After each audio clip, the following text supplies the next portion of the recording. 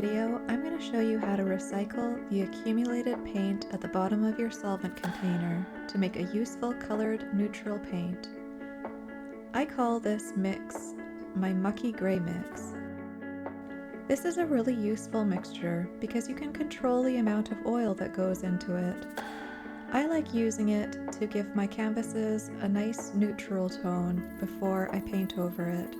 You can make this mixture as lean, meaning that it contains less oil, or as fat, meaning it contains more oil, as you need.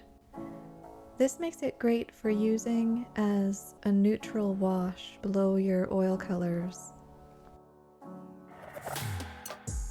Shake up the solvent with the accumulated pigment.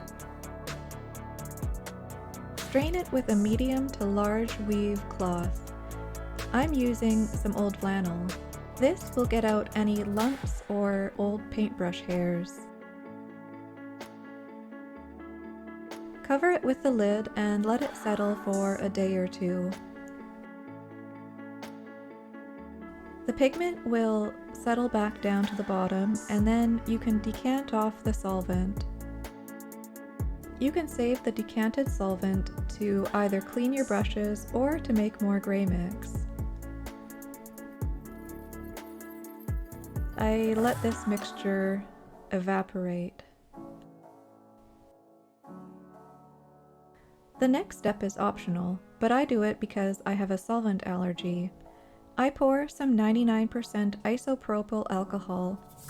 I shake it, let it settle, and then decant again after a few days. I let the rest of the solvent evaporate. Finally, put it in a small container so that you can use it in your studio. The leftover paint at the bottom of your solvent is like an accumulation of your paint color habits, which means it's probably going to be tailored to your painting tastes. Just add more oil, usually half muck to half oil. You can use whatever binding oil you prefer. The most common oils to paint with are walnut and linseed oil.